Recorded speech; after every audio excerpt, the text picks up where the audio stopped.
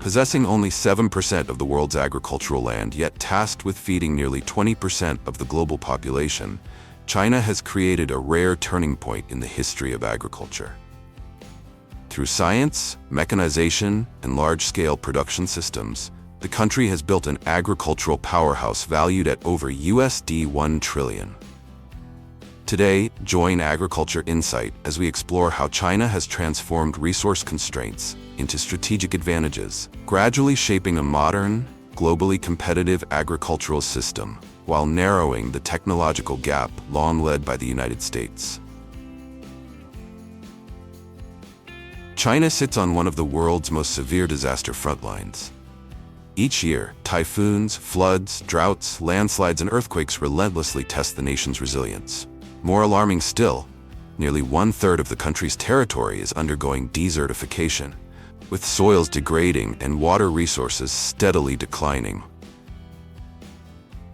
For agriculture, this is not a short-term challenge, but a multi-generational struggle for survival, where every growing season becomes a race against nature.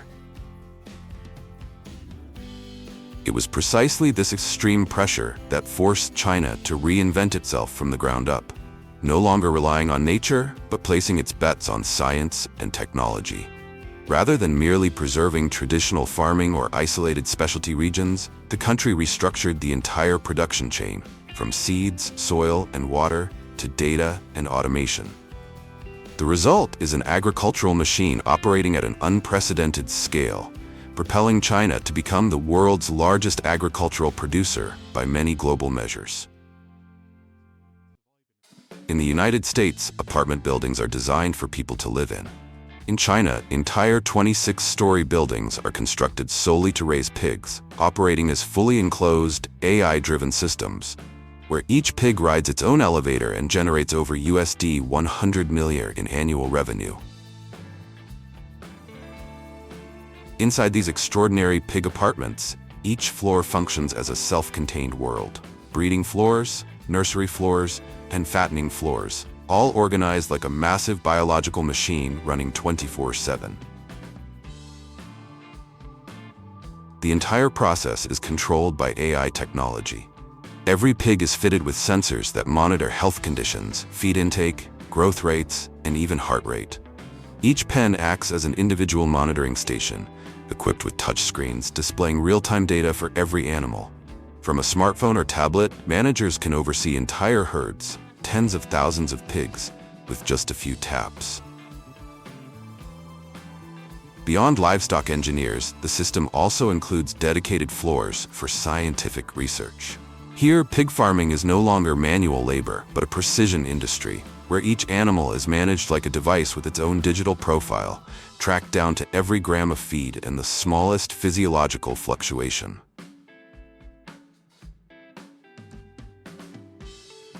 In the past, in many countries, mushroom farming meant leaving harvests at the mercy of weather and seasonal risks. In China, however, that narrative has been completely rewritten. Robots and automated systems now control every link in the chain, from humidity and temperature to each morning dewdrop, all the way to the final cut at harvest, together generating over $7 billion annually. Depending on farm scale and mushroom varieties, different harvesting methods are applied, but all are driven by the same goal: faster, more precise, and more uniform production. On small and medium-sized farms, manual harvesting still plays a crucial role. Workers gently twist the mushroom at its base to separate it from the growing medium, avoiding cracked caps or torn stems. The roots are neatly trimmed, and the mushrooms are placed directly into trays. This approach allows for precise maturity selection, preserves perfect form, and meets the standards of premium mushroom varieties. On large-scale farms, specialized harvesting machines operate as fully enclosed production lines. Blades cut cleanly at the base, mushrooms drop onto conveyor belts and pass through sensor systems that evaluate size, shape, and quality before automated packaging. At the highest level, robots take over the entire harvesting process. Mechanical arms lift mushrooms with millimeter-level precision, cut the roots, sort them on the spot, and operate 24/7, delivering massive output with near-perfect uniformity. As desertification spreads and water becomes a matter of survival, Chinese agriculture has been forced to rethink its choice of crops. Sunflowers, with their deep root systems and low water requirements, have emerged as a strategic crop in Inner Mongolia, Gansu, and Xinjiang, arid regions where many other plants struggle to survive. From late June to July, sunflower fields burst into bloom, painting vast stretches of northern and northwestern China in gold. But their true value only begins once the flowering season ends. By September to October, the flower heads droop, signaling that the seeds have accumulated sufficient oil and are ready for harvest. Specialized combine harvesters move into the fields, precisely separating the flower heads from the stalks, cleaning the seeds, and rapidly collecting them into storage bins. Thanks to integrated mechanization, harvesting is fast and efficient, with minimal loss. In China, sunflowers are more than a symbol of summer's golden landscape. They are a vital source of vegetable oil, playing a key role in securing agricultural stability in water-scarce regions.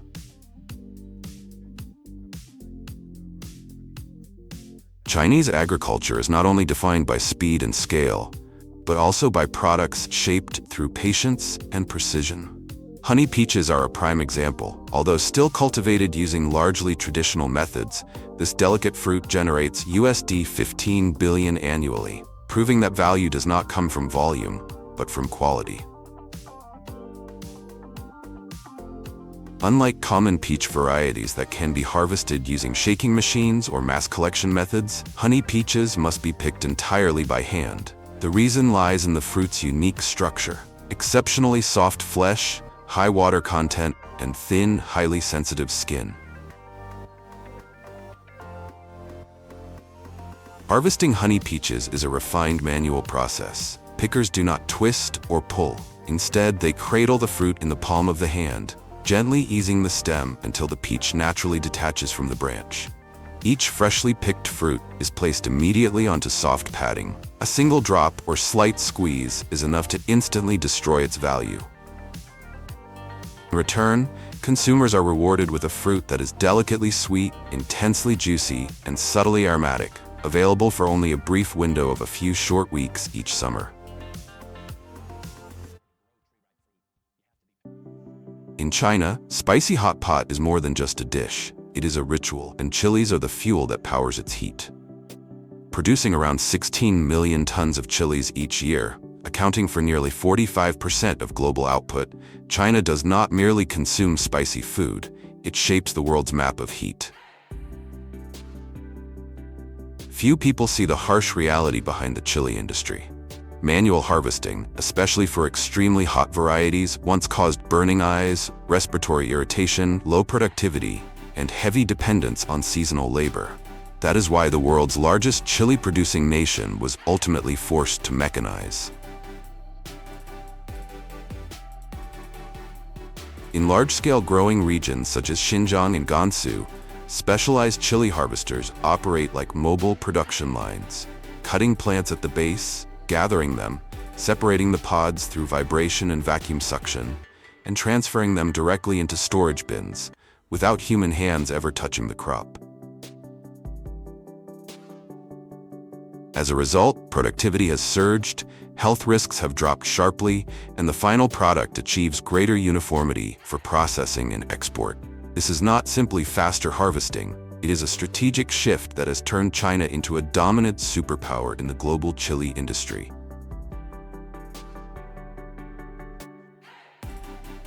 When kiwifruit is mentioned, the world often thinks of New Zealand. Yet on the global value map, China is the true center, accounting for over 50% of the world's production, equivalent to more than 2 million tons each year.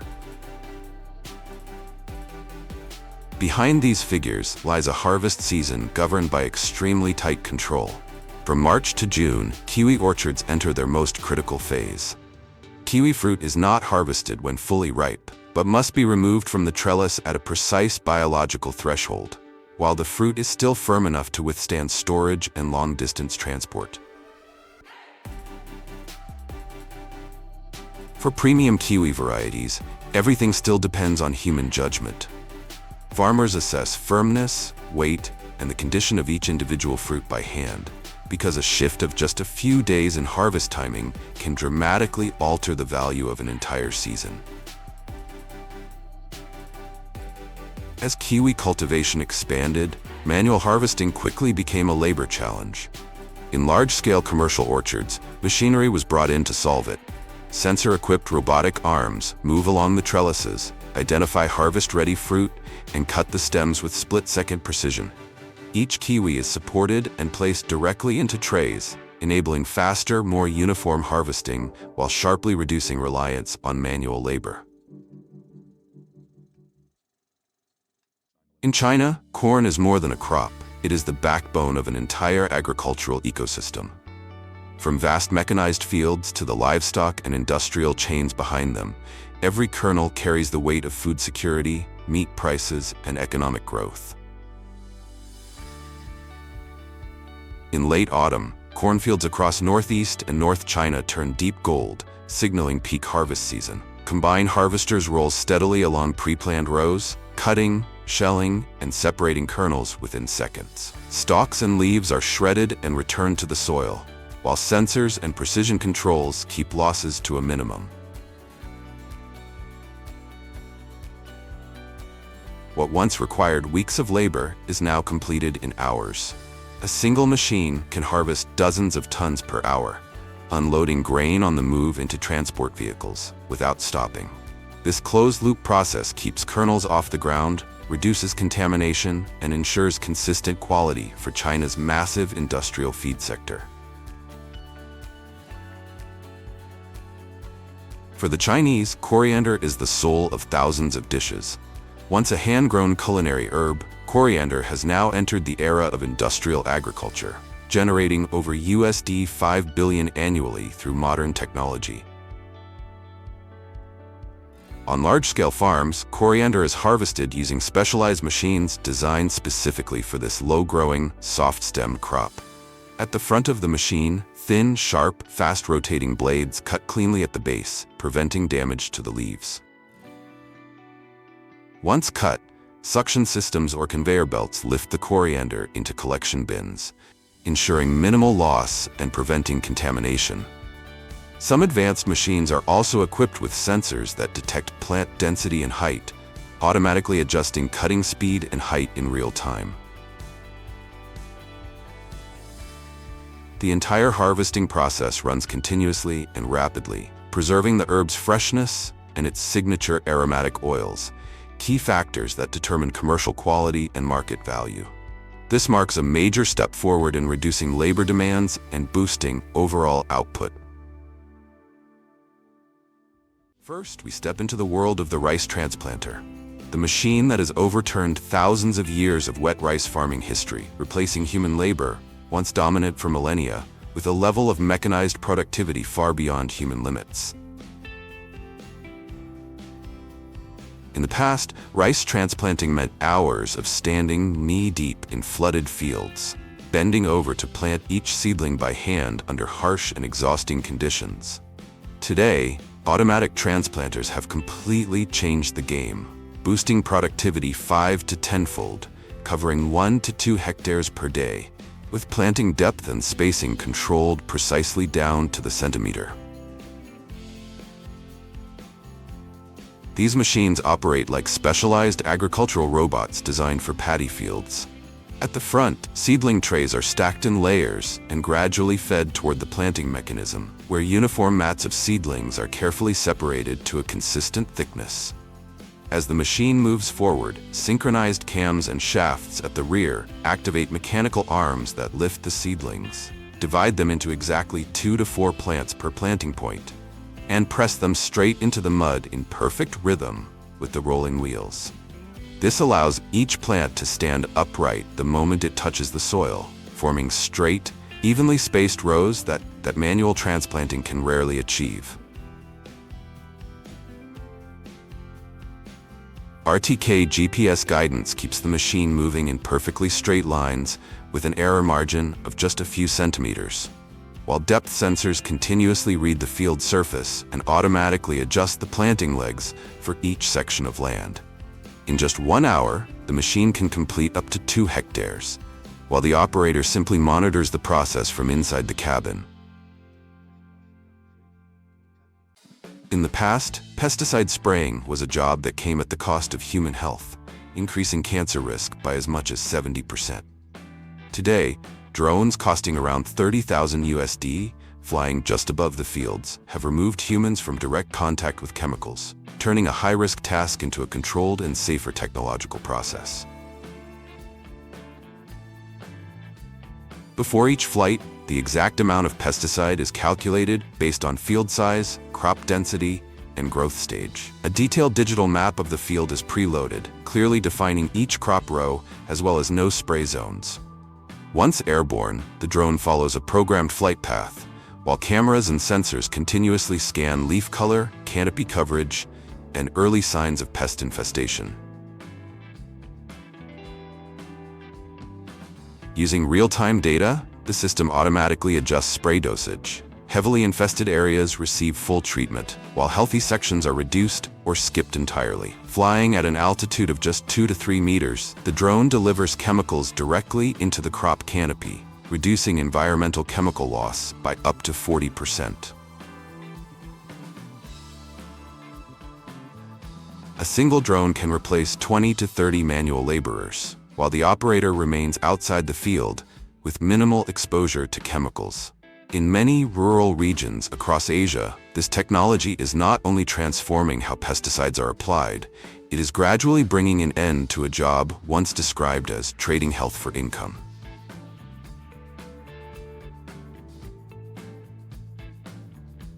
There was a time when global agriculture consumed nearly 3,000 trillion cubic meters of water each year, accounting for 70% of the world's freshwater resources. Today, thanks to modern irrigation technologies, crops can grow just as reliably, often even more efficiently, using less than 1/3 of that amount.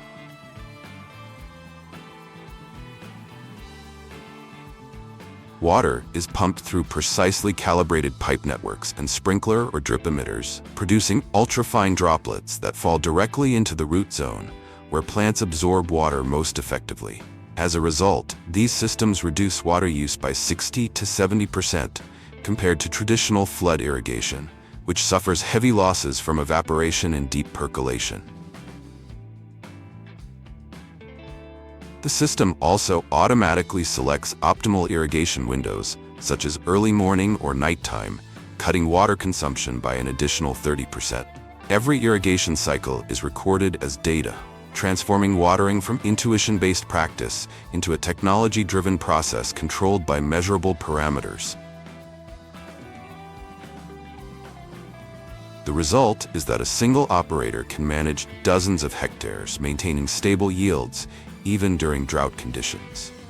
Water efficiency is no longer a trade-off against productivity. It marks the beginning of an era of precision and sustainable irrigation.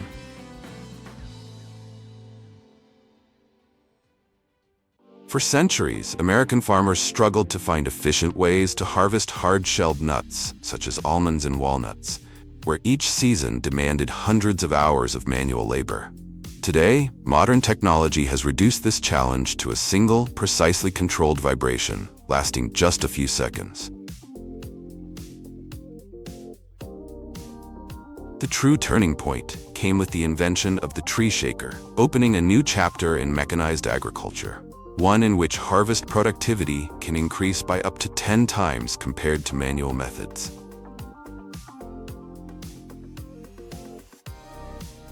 First, hydraulic arms clamp onto the tree trunk using rubber-lined gripping jaws. These provide sufficient friction to secure the trunk while evenly distributing force, preventing bark damage or bruising. Once the grip is stabilized, the hydraulic system delivers vibration pulses with carefully calculated frequency and amplitude, strong enough to detach the fruit stems from the branches, while keeping the trunk and root system fully protected. All vibrations are maintained within safe thresholds, preventing trunk torsion or root uplift. With just 2 to 6 seconds of shaking per tree, the majority of the yield, up to 90 to 95%, can be harvested efficiently. Extending the shaking time not only fails to increase output, but also places the tree under biological stress, directly affecting its health and the productivity of future harvests. Capable of processing 200 to 300 trees per day, a modern tree shaker can shorten the harvest season from several weeks to just a few days, while delivering savings of hundreds of thousands of dollars per season, fundamentally reshaping the economic equation of large-scale agriculture.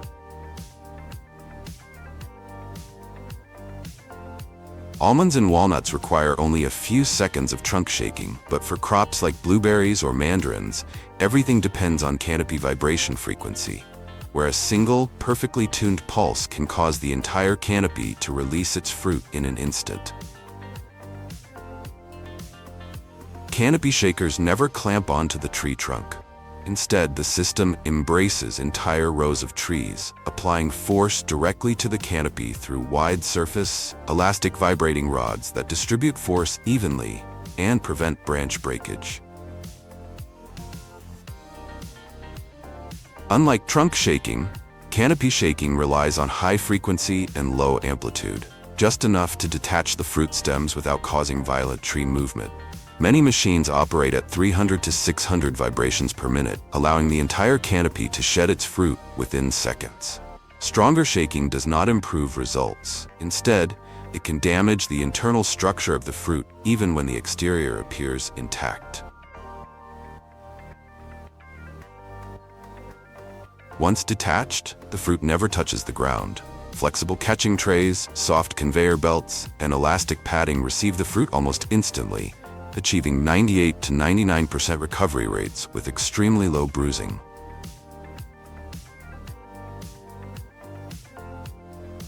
As a result, canopy shakers can process tens of thousands of fruits per minute, replacing 50 to 100 manual workers and placing modern harvesting under a new discipline, precision mechanics, where a wrong frequency can ruin an entire season.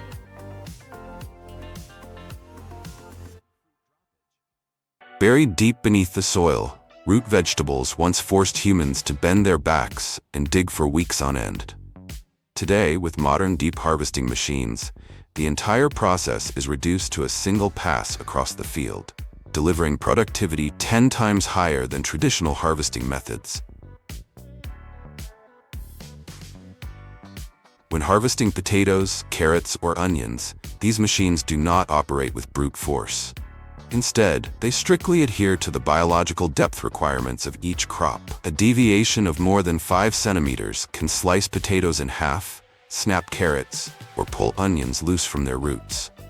That is why the digging blades are engineered to penetrate 15 to 30 centimeters, depending on the crop, using wide, blunt surfaces designed to lift entire sections of soil rather than cut directly into the vegetables.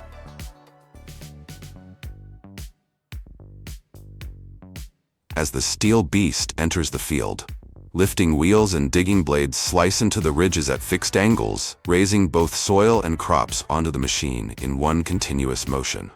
Immediately afterward, the soil separation system is activated, generating just enough vibration for the soil to fall away while the vegetables are retained. Excessive vibration does not improve cleanliness. It causes widespread surface damage, even when the produce appears intact.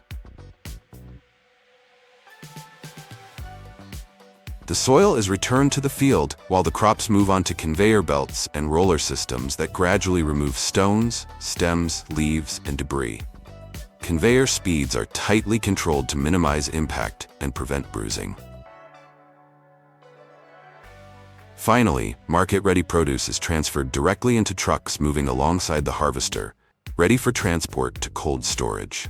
The entire operation functions as a closed mechanical workflow, transforming the harvesting of potatoes, carrots, onions, or cabbages from a labor-intensive, high-risk task into a centimeter-precise process, where every step directly determines the quality of the entire season's yield.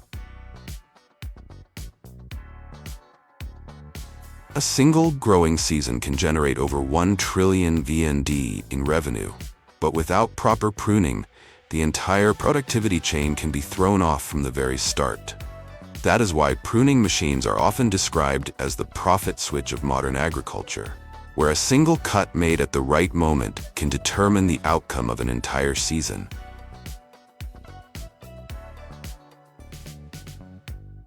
When the machine enters the orchard, it does not cut immediately. Guide frames and hydraulic arms move along the tree rows to define the standard canopy profile. Tree height, canopy width, and row spacing are planned from the beginning of the season, allowing the cutting blades to follow a fixed geometric path. As a result, thousands of trees can be pruned with near-perfect uniformity, independent of operator skill.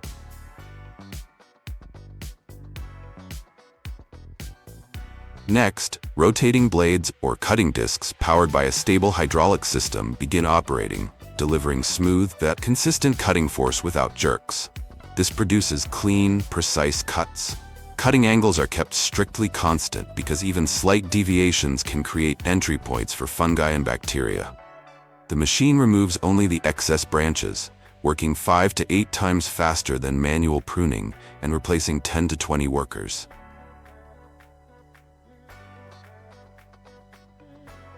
After pruning, the canopy reaches a stable state both geometrically and biologically. Light and airflow are distributed more evenly, allowing fruit to ripen uniformly and reducing pest and disease pressure by 30 to 50%. In modern agriculture, pruning machines do not cut for neatness. They cut to control plant growth. A single season of improper pruning can reduce yields by 20 to 30% and leave long-lasting effects for years. For this reason, mechanized pruning is designed as a controlled sequence of actions, where every cut serves a clearly defined biological objective.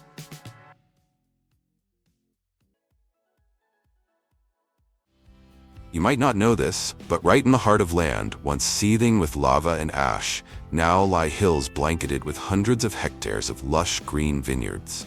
On Mount Etna in Italy, where volcanic eruptions once swallowed entire valleys, people still resiliently cultivate grapes, producing over 15,000 tons each year, with an estimated value exceeding 120 million USD. Without the need for modern machinery, they rely on stones, ash, and skilled hands to build dry stone walls to hold the soil, dig deep holes, mix organic fertilizer with volcanic ash, and carefully plant each vine. At altitudes of 400 to 800 meters above sea level, the grapevines cling tightly to the basalt ash soil, a natural black gold that retains moisture, drains well, and nourishes deep roots. Thanks to the brilliant southwestern sunlight during the day and the temperature differences at night, each grape cluster ripens slowly, developing a rich flavor with a perfect balance of sweetness and acidity.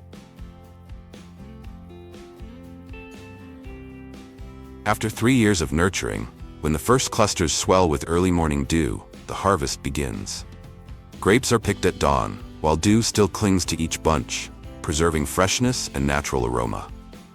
Harvesters use specialized scissors to gently cut each cluster at the stem, ensuring the skins remain unblemished. Once baskets are full, they are loaded onto the backs of horses or donkeys to be carried to the edge of the fields, because on these steep slopes, trucks cannot reach. The freshly picked grapes are then transported to the winery. Here, the grapes are washed in cold water, pressed hydraulically, naturally fermented, and aged in oak barrels, transforming into Etna Dock wine, priced up to 20 times higher than ordinary wines. From volcanic ash, the people of Etna have created a nectar that the world raises a glass to, a testament that even in places once ravaged by destruction, life and enduring beauty can emerge.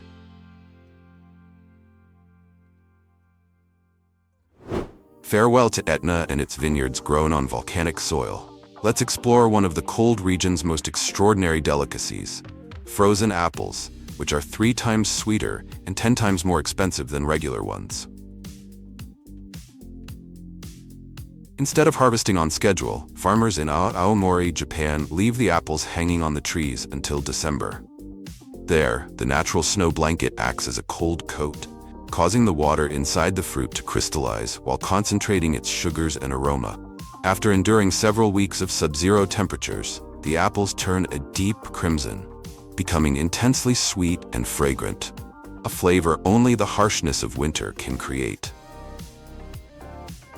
Meanwhile, in South Korea and Canada, frozen apples are produced using an artificial snow aging method. Apples are harvested at the proper time, then buried under a half-meter layer of snow for nearly 2 months. Before being covered, hundreds of crates of apples are wrapped in plastic sheets, neatly stacked in rows, and topped with a layer of dry leaves to retain moisture and insulate them. A key step that keeps the fruit from freezing solid, allowing it to soft freeze naturally. Finally, the apples are completely covered with snow, and by February, when temperatures stabilize, the crates are opened to reveal apples at the peak of sweetness and aroma.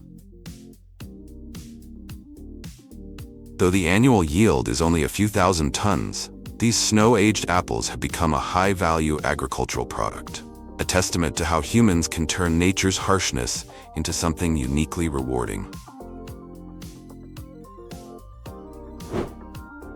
About 90% of the world's dates come from the scorching dry belt stretching from North Africa to South Asia, where the desert sun burns so fiercely that the sand itself seems to catch fire. Yet thousands of farmers still climb palm trees towering over 10 meters high to harvest the region's most vital crop, dates.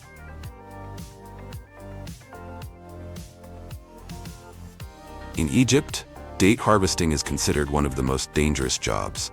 Workers rely only on a few ropes, their bare feet, and a simple knife. Under the blazing desert heat and at dizzying heights, they wrap ropes around the tree trunk, climbing meter by meter to reach the ripe clusters near the top, cutting while struggling to keep their balance on the slippery bark. Though safety belts, helmets, and non-slip shoes are recommended, most still work under harsh conditions with meager pay, a stark contrast to the millions of dollars the date industry generates. Today, on large-scale farms, automated lifting machines have become the helping hands that ease labor burdens and boost harvest efficiency. The lifts can extend up to 20 meters, allowing workers to access date clusters more quickly, safely, and precisely, increasing productivity by up to 10 times compared to manual methods. Despite the high investment cost, the improved safety and efficiency make this an inevitable step forward in the modernization of desert agriculture.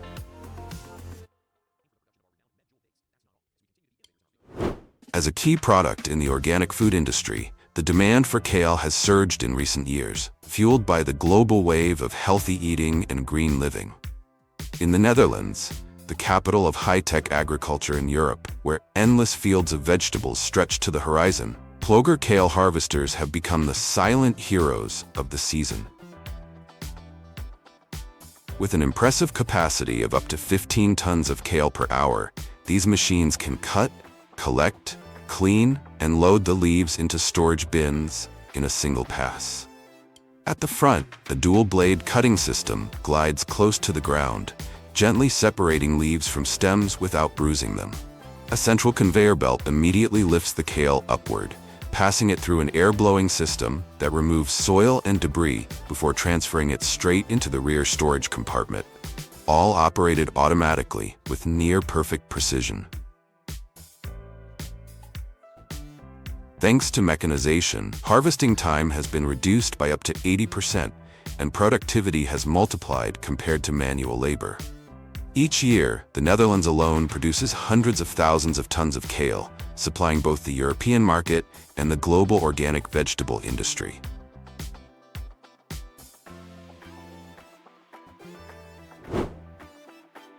With over 2 million tons of pineapples exported each year to major markets such as the United States, Japan, and Europe, Costa Rica has earned its title as the world's largest pineapple producer, accounting for nearly 70% of the global supply of fresh pineapples. As harvest season begins, farmers walk along perfectly aligned pineapple rows, carefully observing the fruit's golden hue, the size of its eyes, and the aroma at the stem before making a single cut. If picked too early, the fruit lacks sweetness. Too late, and its soft skin becomes prone to bruising during transport.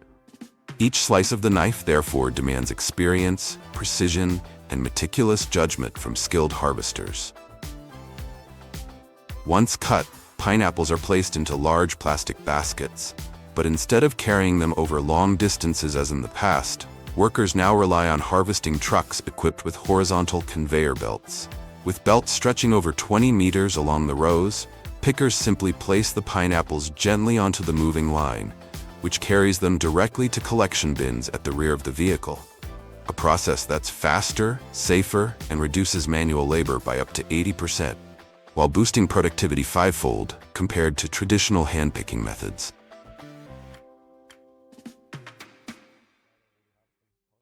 With over 9 million tons consumed each year, strawberries are not only one of the world's most beloved fruits, but also one of the most delicate to harvest, as 90% of global production still relies on hand-picking. Their fragile skin, soft stems, and susceptibility to bruising make mechanized harvesting nearly impossible.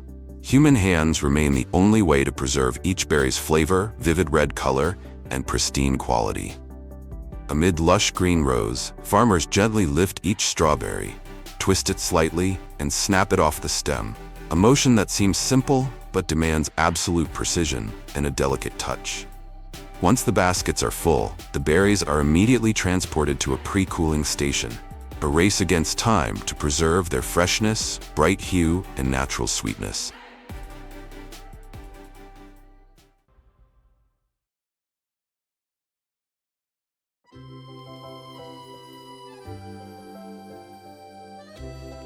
Have you ever wondered why there is only a queen bee and never a king bee? The answer lies in the unique survival mechanism of bees, shaped through tens of millions of years of evolution. Each bee colony has only a single queen, the only female responsible for reproduction, and thousands of worker bees, female bees that are sterile, yet possess a special biological mechanism allowing them to secrete a white, nutrient-rich substance that sustains the queen and determines which individual will become the next queen. While worker bees live only a few months, the queen can survive for up to 7 years, 30 to 50 times longer, leading royal jelly to be speculated and celebrated as a key to longevity. In reality, royal jelly is indeed nutrient-rich, containing specific proteins, the rare fatty acid 10-HDA, and concentrated B vitamins, associated with biological effects related to anti-aging and hormonal balance, making it especially popular in high-end beauty and healthcare. However, the gap between its actual biological value and its portrayal as a miracle cure remains a major point of debate within the scientific community. If China is the factory producing over 90% of the world's royal jelly, Japan is the market that sets the strictest quality standards. Each year, the royal jelly industry generates more than $2 billion for the nutrition and healthcare market. For 1 kilogram of high-grade royal jelly, prices can range from $200 to $300 depending on standards and origin. And to understand how this miracle elixir is created in the real world, let's now head to specialized bee farms, the starting point of this entire fascinating journey.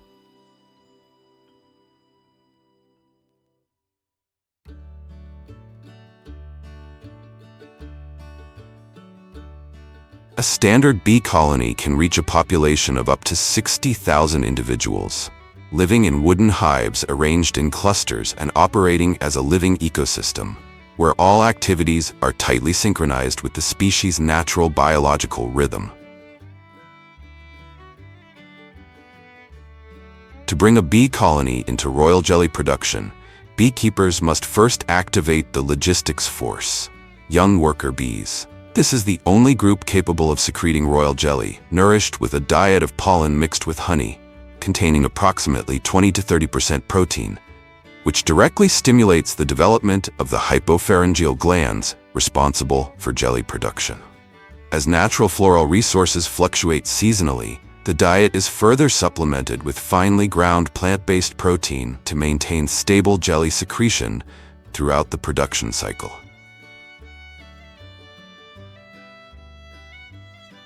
During this phase, beekeepers are required to frequently monitor the colony by lifting frames out of the hive.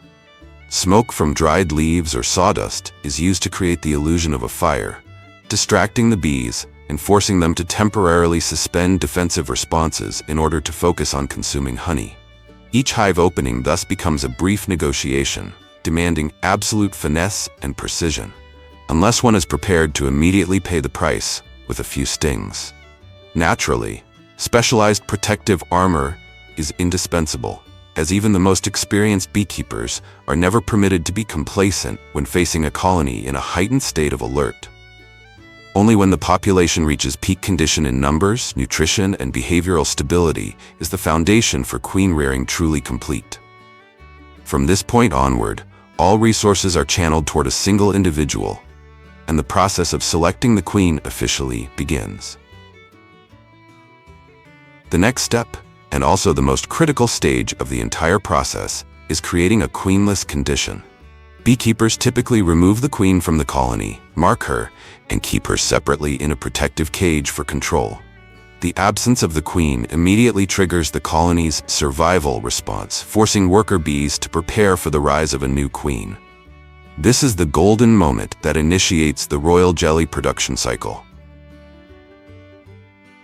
In nature, when a bee colony becomes queenless, worker bees select young female larvae and secrete royal jelly to nourish these potential candidates, ultimately choosing only a single larva to become the new queen.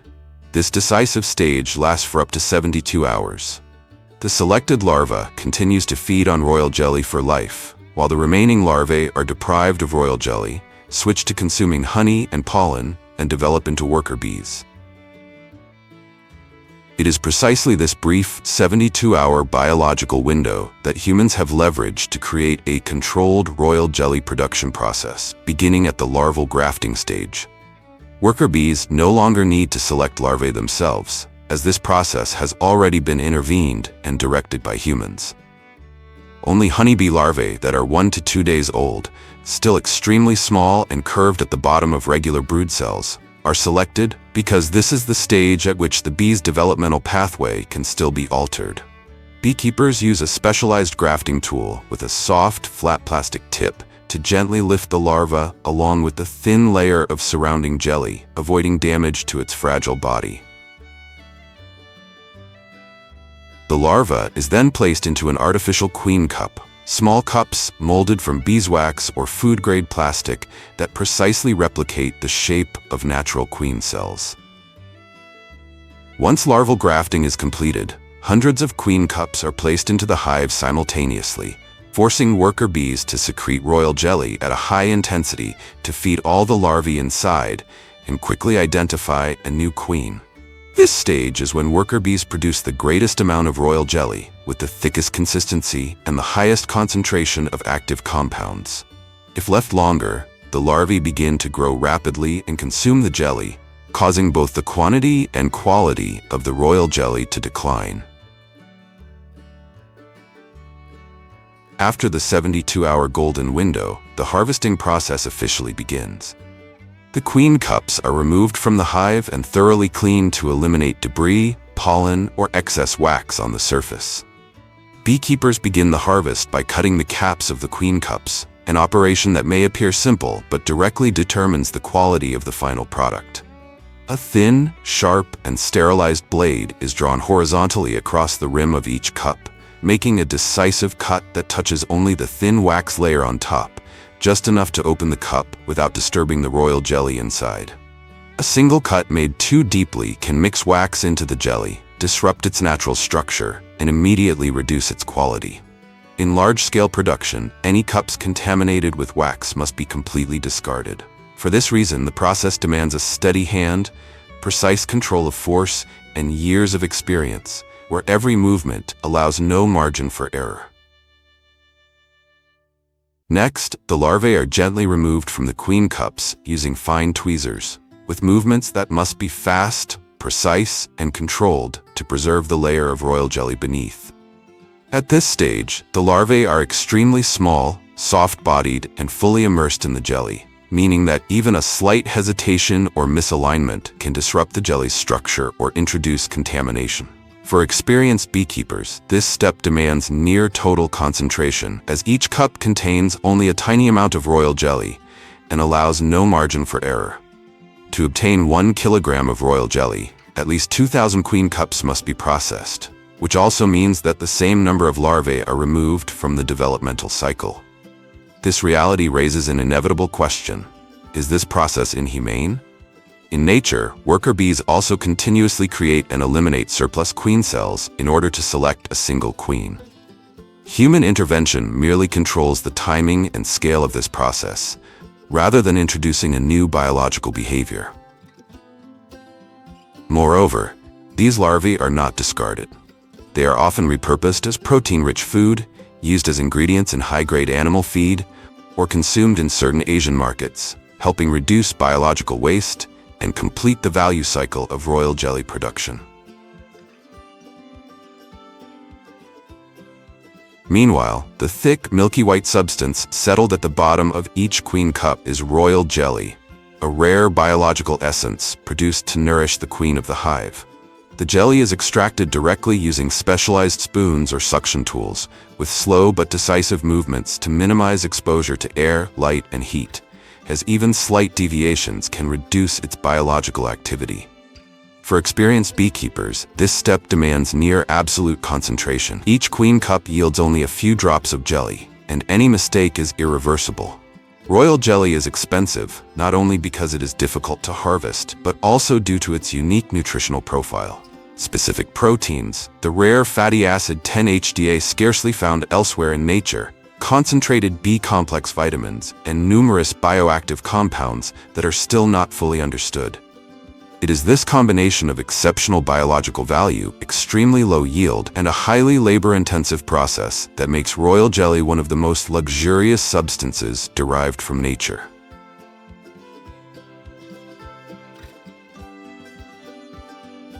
After a harvest cycle is completed, beekeepers graft new larvae and return the queen cups to the hive, beginning the next 72-hour cycle. This process can be repeated multiple times, but only takes place during the peak flowering season, when the colony is at its strongest. At the same time, strict limits are always observed. Colonies are rotated, the number of consecutive cycles is restricted, and bees are allowed to rest outside the flowering season. If these biological thresholds are exceeded, the colony will quickly weaken, something no professional beekeeper would ever allow. And when the flowering season comes to an end, tons of fresh royal jelly are collected, cold stored, and rapidly transported to modern facilities, where they are processed into dietary supplements in the form of capsules, powders, or concentrated liquids.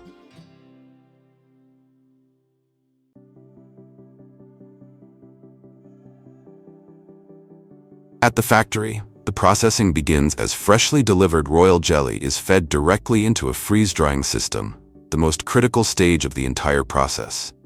Here, water is removed from the royal jelly through sublimation under low temperature and vacuum conditions, allowing enzymes, specific proteins, and the fatty acid 10-HDA to remain largely intact. The result is a dry royal jelly powder that is biologically stable and suitable for long-term storage. Only after this step is the royal jelly powder transferred into sealed stainless steel mixing tanks, where it is blended with food-grade excipients in carefully controlled ratios to stabilize the structure, ensure proper binding, and prepare the material for tablet formation. The blended powder is then fed into a high-pressure tablet press, where compression forces reaching tens of megapascals transform the fine powder into tablets that are uniform in size, weight, and hardness, leaving behind the fragile original form and becoming a stable product that can be precisely controlled and accurately dosed. Before packaging, all tablets undergo strict screening. Any deviation in shape, weight, or surface quality is removed, and only tablets that meet quality standards are retained. Finally, the product enters an automated packaging line, where it is sealed into blister packs or containers, ready to leave the factory and enter the global supply chain. Pure royal jelly is neither sweet nor aromatic. It has a sharp, acidic taste and is difficult to consume, especially for older adults.